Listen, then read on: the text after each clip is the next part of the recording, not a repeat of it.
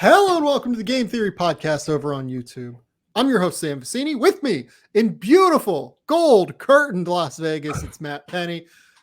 Periodically before the 2022 NBA draft, we are going to dive deep into potential first round picks, discussing their strengths and weaknesses. We're going to go into their offense, their defense. We're going to talk about their overall prospects, and then we're going to talk about some potential team fits that could make sense for them. Today, we are talking about the teenage forward out of Baylor, Jeremy Sochan, a 6'9" versatile chess piece that seems to be doing very well with NBA teams the more that you hear about him. So, Matt Pennie, I give you the floor. Jeremy Sochan, tell us everything we need to know.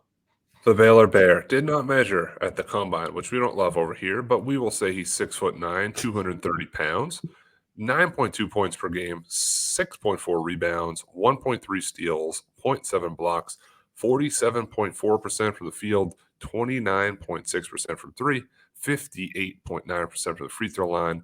Did have 4 straight games scoring in double figures to finish this year.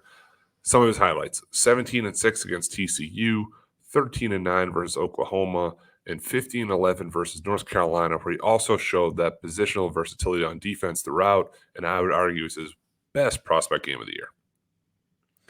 So we do like to talk about offense first here. So let's do that. He's your work in progress on offense. Like he's a chess piece right now. Like you can use him to handle the ball, like in ball screens, because he is someone who is big and can handle, but you don't feel great about him doing that like at a super high level, right? He can grab and go in the open court and start the break. And then in the half court, like he has a good understanding of how to use his extension and a good understanding of angles, right? Like covers ground quickly, and he just puts defenders like off balance with these weird pump fakes and these jab steps. And then like he has some really impressive layup finishes. He has real touch. Like he finishes very well around the rim on shots that are assisted. Made 67.2% of his half court attempts at the basket. A lot of dunks in traffic. He actually like kind of goes up through contact off of 2 feet really, really well. But he also has good timing with cutting, and he finds the open areas for passing angles. He adjusts in midair and can change the angle because he has real hang time. Just getting bumped in the air, it doesn't really seem to phase him. And I think that finishing ability, in that ability to rudimentarily handle the ball, is going to allow him some real projectability as we move into his future as a player. The offense is developing, and he can be used in a lot of different ways. He can pick and pop, or he can pick and roll. He has some handle to beat those not as nimble bigs when he pulls them out on the perimeter. He times his pump fakes well to get his man shifting, and then can go from there. It all looks fluid enough off the dribble, and he can then, once beat, he can go up and step through. He has some bag of tricks there, those post moves he has, and it's not clunky. It's not heavy-footed when he goes to those moves. It's sort of like a 3, but doesn't finish quite like a 3 yet, if that makes any sense. The shot doesn't go in enough, but it doesn't look broken really either. The prep all seems like kind of right. Like it released off his hand. Like I don't think it's going in, but I don't think it's missing. It's this weird place. With some of his passing and perimeter play, I do believe he can be a real asset out of dribble handoffs, which a lot of the NBA runs those type of sets to find cutters or fake it and go on his own, call his own number. He's a smart player out there. He knows when to slip screens. He knows when to go screen and go. He defers when he needs to. It's never too out of control. He has the motor to get out on the break. Everything is good here, just nothing is like really great yet offensively. I will say everything is good except the jumper. The jumper is, you're right in that it doesn't always look bad. I think there is some real room for growth. Like he made 33% of his half court catch and shoot threes this year. Like that's not a disaster when you're trying to project. Now, the thing that I noticed above all is that it's very robotic, and it also is just like inconsistent. Like he brings the ball across his face a little bit. And because of that, like he'll miss kind of right to left a little bit more than what you think. And on top of that, like there's no consistent trajectory either. Like sometimes he shoots a moon ball. Sometimes it's a line drive. Like the release point, it's a little bit inconsistent because it's a 2-motion shot.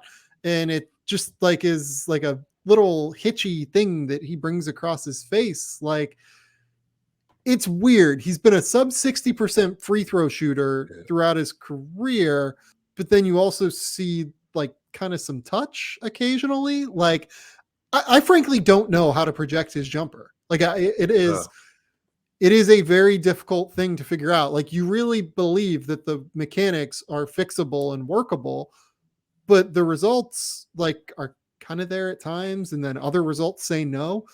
I don't know what the fuck to do with Jeremy Sochan's jumper. I like everything else enough though to where I'm willing to bet on it. Yeah, perfect. I am too. I mean, the defense is what you bet on, right? Because he's all over the place. He legitimately guards 1 through 5 during games. It's not Whew. it's not one of these things you say 1 through 5. He guards 1 through 5. That Yes. North Carolina game, he guarded R.J. Davis on the perimeter and Armando Bacot in the post, and didn't really look out of place either of them. He gave both of them fits. They're both ready to fight him when the game was over. I like the angles and the positions he takes on the floor because he won't always block shots at the rim. But he's right there to alter it. So he's right there. He's jumping straight up. He's not flying off the floor. He doesn't average 2.5 blocks per game, but it's enough of a pest that you think twice because, like, oh, here comes this guy again. He's going to be there. When he's off the ball, he closes out really hard to shooters. He tries to challenge the same way he challenges in the post with the ball. And it's not like the mock closeout. It's not like the throw up the hand and hope. Like, he legitimately goes out there thinking, like, I'm going to block this shot. He's strong across his chest, too. He can also eat those bumps when guys try to go past him. Just always ready. He's rarely caught off guard or in the wrong place. I love how he finds a way to get under opposing players' skins. They have to shake their head when he's lined up across from him because you know it's coming. And it's very like Dennis Rodman-y in that sense. I think he has more defensive upside than any non-center in this class. He is absolutely phenomenal on that end. I think he's fluid through his hips and light on his feet. He keeps his chest square to his man constantly. He just really gets into a ball handler space. Like, he attacks their dribble. Like, he somehow like finds a way to get skinny, like going through screens, like despite being 6'9", 230 pounds. He is gonna allow you to be so scheme versatile. I think like this is like the like tailor-made like chess piece for what, like, for instance, the Miami Heat would love to do, right? And like switch schemes constantly at different times throughout the game. Like, he is so good at being able to switch. He can play in drop schemes. You can play him at the, against guards. You can play him against bigs, power players. Like, he turns and recovers. Like, he's aggressive. I just love everything about him defensively. He rotates really well. He gets deflections, like, but he doesn't like force it. Like, he jumps passing lanes, but like it feels like he's less gambly than other players when he does it. He just has such an effective combination of strength and quickness and flexibility. Like, he is an absolutely incredible defender. He is a genuine potential all defense guy in the NBA, in my opinion. Is he one of these guys where it's like, where do you play on defense? He just says yes, because he Doesn't can matter. just could play all those different places. So then, when we kind of put all this stuff into one pot, right? With the defense, you hope that then his fit within the NBA is almost a team that has like too much offense and wants someone to just kind of play defense and like spot offensively and not be the scorer, because that's where I would argue his best fit is. Like, at worst, he's what, a contributing defender from day one as an NBA player. Yep. I would like, part of me wants to see him like on a contender from the jump, because I think he'd make a legit impact, like in the way maybe he's not quite as smart as Herb Jones, because Herb Jones is just a little bit older, right? Mhm. But like, there's a lot of that there in terms of his ability to make an impact earlier on a team that's trying to win some games. I don't know, man. I am incredibly high on Jeremy Sochan.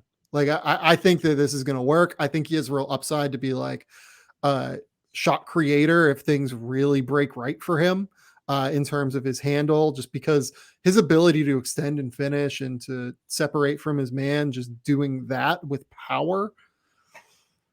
I absolutely love them. I think guys like this that are 6'9" with this kind of defensive upside that have potential to shoot it, like even if we think that the shot is questionable, they're just worth their weight in gold in today's NBA. Well, They really are. Like there are genuine. So like we've talked about Keegan Murray before. Like Keegan Murray, like I think that his upside is like, you know, something slightly better than Tobias Harris. And Tobias Harris is really good, right? With Jeremy Sochan, like there are star level outcomes. Like there are like this guy is in like NBA, like extremely valuable player is like the second best guy on a team. Like I am you're in. very, very in on Jeremy Sochan. Yeah. Yeah, and the top 10 buzz is real. Could this be the shocker that goes even higher than that? Can he go 6 or like Indiana down from there, Portland, San Antonio, Washington, New York? The one thing I'll throw back at you, though, if the shot doesn't get there, and we use the free throw indicator a lot, he's a sub 60% free throw shooter. So let's just say it translates, it correlates, he's not a shooter. How high do we draft a guy who's the highest level defender, but not negative on offense, but kind of just like there? So I did a redraft of the 2021 NBA draft, and I'm still pretty skeptical on Herb Jones's shot, right? I still had Herb Jones in the lottery. So I still think that you probably take Jeremy Sochan in the lottery somewhere. It would be in the back half of the lottery. Right. Yeah. Not where I have him on my board, which is like 6 or 7. But like, I think that he is so good on defense and so valuable on defense as a chess piece that like, this is an all defense potential guy. And I think that you take that guy in the top, 15 somewhere. Yeah, for what it matters. I Even without the jumper, that is. And I think the jumper has real upside and like room for growth. It feels crazy. I have him 8th. It's not a final board, but I'm sort of with your way of thinking. I am skeptical that the jumper does get there, but if it doesn't, I'm fine taking a very plus defender in that range. Later lottery, I'd feel even more comfortable, but I note that he'd probably be off the board by then based on all the reports on interviews and workouts and him crushing them along this pre-draft process.